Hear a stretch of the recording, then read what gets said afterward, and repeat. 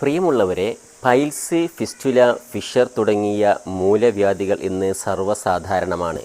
ഇത്തരത്തിലുള്ള മൂലവ്യാധികൾക്കുള്ള പ്രധാന കാരണങ്ങളിൽ ഒന്ന് മലബന്ധമാണ്. മലബന്ധം അല്ലെങ്കിൽ കോൺസ്റ്റിപ്പേഷൻ ഒഴിവാക്കുന്ന രീതിയിലുള്ള ഭക്ഷണങ്ങൾ ക്രമീകരിക്കുകയാണെങ്കിൽ ഇത്തരത്തിലുള്ള പൈൽസ് പോലത്തെ മൂലവ്യാധികൾ ഒരു പരിധിവരെ തടയാൻ കഴിയും.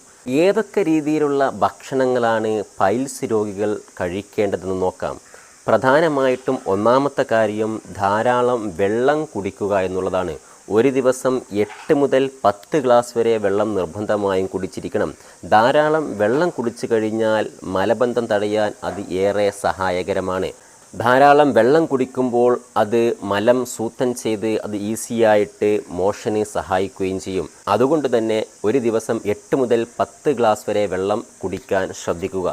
രണ്ടാമത്തെ ഏറ്റവും ഇമ്പോർട്ടൻ്റ് ആയിട്ടുള്ള ഭക്ഷണമാണ് ധാരാളം ഫൈബർ അല്ലെങ്കിൽ നാരുകൾ അടങ്ങിയ ഭക്ഷണം നമ്മുടെ ആഹാരത്തിൽ ഉൾപ്പെടുത്തുക. ഫൈബർ അടങ്ങിയ ഭക്ഷണം എന്ന് പറഞ്ഞാൽ പ്രധാനമായിട്ടും 2 തരത്തിലുള്ള ഫൈബറുകളാണ് ഭക്ഷണത്തിൽ കാണപ്പെടുന്നത്. ഒന്ന് സൊല്യൂബിൾ ഫൈബേഴ്സും മറ്റൊന്ന് ഇൻസൊല്യൂബിൾ ഫൈബേഴ്സും. സൊല്യൂബിൾ ഫൈബേഴ്സ് എന്ന് പറഞ്ഞാൽ വെള്ളത്തിൽ ലയിക്കുന്ന രീതിയിലുള്ള ഫൈബറുകൾ, ഇൻസൊല്യൂബിൾ വെള്ളത്തിൽ ലയിക്കാത്ത രീതിയിലുള്ള ഫൈബറുകൾ. ഇവ രണ്ടും കോൺസ്റ്റിപ്പേഷൻ തടയുന്നതിന് സഹായകരമാണ്. ഓട്സ് പോലെയുള്ള ധാന്യങ്ങളിലൊക്കെ ധാരാളമായിട്ട് ഇത്തരത്തിലുള്ള സൊല്യൂബിൾ ഫൈബേഴ്സ് അടങ്ങിയിട്ടുണ്ട്. പഴങ്ങൾ, പച്ചക്കറികൾ, ഇലക്കറികളിലൊക്കെ ധാരാളമായിട്ട് ഇൻസൊല്യൂബിൾ ഫൈബേഴ്സും അടങ്ങിയിട്ടുണ്ട്. ഇത്തരത്തിൽ സൊല്യൂബിൾ അല്ലെങ്കിൽ ഇൻസൊല്യൂബിൾ ഫൈബേഴ്സ് അടങ്ങിയിട്ടുള്ള ഭക്ഷണങ്ങൾ ധാരാളമായി നമ്മുടെ ഭക്ഷണ മെനുവിൽ ഉൾപ്പെടുത്താൻ ശ്രദ്ധിക്കണം. അപ്പോൾ ഏതൊക്കെയാണ് ഇത്തരത്തിൽ നാരുകൾ അല്ലെങ്കിൽ ഫൈബർ അടങ്ങിയ ഭക്ഷണങ്ങൾ എന്ന് നോക്കാം. നാരുകൾ അല്ലെങ്കിൽ ഫൈബർ അടങ്ങിയ ഭക്ഷണങ്ങളിൽ ഏറ്റവും പ്രധാനപ്പെട്ട ഒന്നാണ് പഴങ്ങളും പച്ചക്കറികളും, ഫ്രൂട്ട്സ് ആൻഡ് വെജിറ്റബിൾസ്. പഴങ്ങളും പച്ചക്കറികളും കഴിക്കുമ്പോൾ പരമാവധി തൊലി കളയാതെ കഴിക്കാവുന്ന പഴങ്ങളും പച്ചക്കറികളും ഭക്ഷണത്തിൽ ഉൾപ്പെടുത്താൻ ശ്രദ്ധിക്കുക. കാരണം ഇത്തരത്തിലുള്ള ഫ്രൂട്ട്സ് ആൻഡ് വെജിറ്റബിൾസിൻ്റെ തൊലിയിലാണ് ധാരാളമായിട്ട് ഫൈബർ അല്ലെങ്കിൽ നാരുകൾ അടങ്ങിയിട്ടുള്ളത്. ധാരാളമായിട്ട് വെള്ളവും ഫൈബറും അടങ്ങിയിട്ടുള്ള ഫ്രൂട്ട്സുകളും ഇതിൽ ഉൾപ്പെടുത്താൻ ശ്രദ്ധിക്കുക. പ്രത്യേകിച്ച് വാട്ടർമെലൺ, തണ്ണിമത്തൻ പോലെയുള്ള ഫ്രൂട്ട്സുകളിൽ ധാരാളമായിട്ട് വെള്ളവുമുണ്ട്, അതോടൊപ്പം തന്നെ ഫൈബറും ധാരാളമായിട്ട് അടങ്ങിയിട്ടുണ്ട്. അപ്പോൾ അത്തരത്തിലുള്ള പഴങ്ങളും പച്ചക്കറികളും ഭക്ഷണത്തിൽ ഉൾപ്പെടുത്തുകയാണെങ്കിൽ ധാരാളമായിട്ട് ഫൈബർ നമുക്ക് ലഭിക്കും.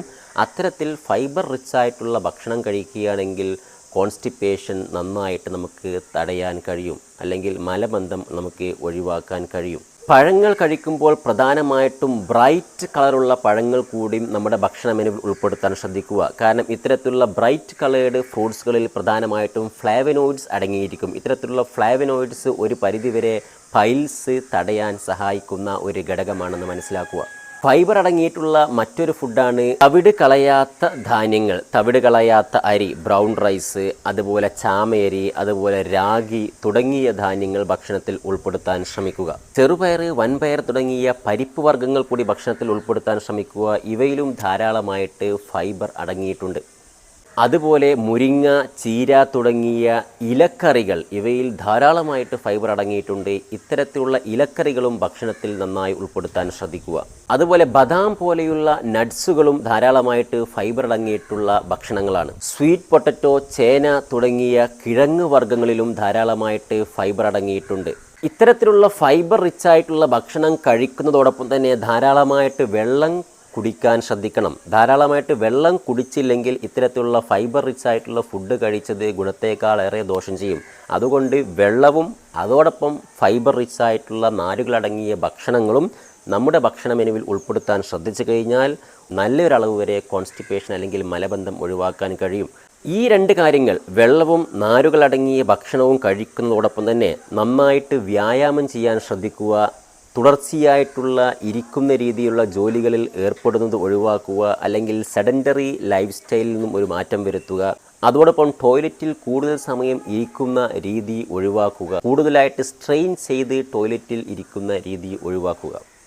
അതുപോലെ തന്നെ ആനൽ ഹൈജീൻ വളരെ ഇമ്പോർട്ടൻ്റ് ആണ്. ഇത്തരം കാര്യങ്ങൾക്കുറിച്ച് ശ്രദ്ധിക്കുക. വ്യായാമവും സെഡൻറ്ററി ലൈഫ് സ്റ്റൈൽസ് ഒഴിവാക്കുന്നതും, അതുപോലെ ടോയ്ലറ്റിൽ കൂടുതൽ സമയം ചെലവഴിക്കുന്നതും, സ്ട്രെയിൻ ചെയ്ത് ടോയ്ലറ്റിൽ ഇരിക്കുന്നതും, അതോടൊപ്പം തന്നെ ആനൽ ഹൈജീൻ കൃത്യമായി ശ്രദ്ധിക്കുകയും ചെയ്യുകയാണെങ്കിൽ നമുക്ക് ഇത്തരത്തിലുള്ള പൈൽസ് പോലെയുള്ള മൂലവ്യാധികൾ വരുന്നത് തടയാൻ കഴിയും, അല്ലെങ്കിൽ വന്നത് ഒരു പരിധിവരെ നമുക്ക് റിലീഫ് കിട്ടാനും സഹായിക്കും. ഏതൊക്കെ രീതിയിലുള്ള ഭക്ഷണങ്ങളാണ് പൈൽസ് പോലെയുള്ള അസുഖങ്ങൾ ഉള്ളവർ ഒഴിവാക്കേണ്ടത്? ഒന്നാമതായിട്ട് തവിട് കളഞ്ഞു വരുന്ന പോളിഷ്ഡ് റൈസ്, റിഫൈൻഡ് ആയിട്ടുള്ള ഫ്ലോറുകൾ, അതായത് മൈദ പോലുള്ളവ.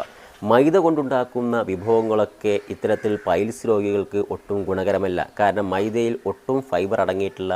ഫൈബർ പൂർണ്ണമായും ഗോതമ്പിലും നീക്കം ചെയ്തതിന് ശേഷമാണ് ഇത്തരത്തിലുള്ള മൈദ നിർമ്മിക്കുന്നത്. അതുകൊണ്ട് മൈദ കൊണ്ടുണ്ടാക്കുന്ന വൈറ്റ് ബ്രെഡ് അല്ലെങ്കിൽ പൊറോട്ട പോലെയുള്ള വിഭവങ്ങൾ ഇത്തരത്തിൽ പൈൽസ് രോഗികൾക്ക് ഗുണകരമല്ല. ഇനി എണ്ണയിൽ വറുത്ത ഫ്രൈഡ് ഐറ്റംസ് ആയിട്ടുള്ള വിഭവങ്ങൾ, ഫാസ്റ്റ് ഫുഡ് തുടങ്ങിയവ പൂർണ്ണമായിട്ടും ഒഴിവാക്കേണ്ടതുണ്ട്.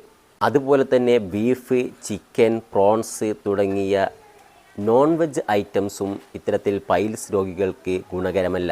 അതുപോലെ പാലും പാലുൽപ്പന്നങ്ങളും പൊതുവെ ഫൈബർ ഡെഫിഷ്യൻ്റ് ആയിട്ടുള്ള ഫുഡാണ്. അതുകൊണ്ട് തന്നെ അതും പൈൽസ് രോഗികൾക്ക് അത്ര ഹെൽത്തി ആയിട്ടുള്ള ഒരു ഫുഡല്ല.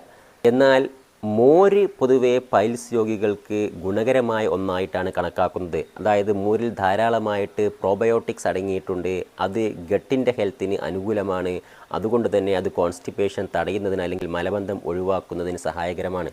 ഇനി അയേൺ സപ്ലിമെൻറ്റ്സ്, അനീമിയ പോലെ രക്തക്കുറവുള്ള ആളുകളൊക്കെ ആണെങ്കിൽ അയേൺ സപ്ലിമെൻറ്റ്സ് കഴിക്കുന്നുണ്ടെങ്കിൽ ഇത്തരത്തിലുള്ള അയേൺ ഗുളികകൾ പൊതുവെ കോൺസ്റ്റിപ്പേഷൻ വരുത്താൻ ഇടവരുത്തും. അതുകൊണ്ട് അയേൺ സപ്ലിമെൻറ്റ്സ് കഴിക്കുകയാണെങ്കിൽ അത് മലബന്ധത്തിന് കാരണമാവുകയും അത്തരത്തിലുള്ള ആളുകളിൽ പൈൽസ് പോലത്തെ ലക്ഷണങ്ങൾ കൂടുതലാവുകയും ചെയ്യും.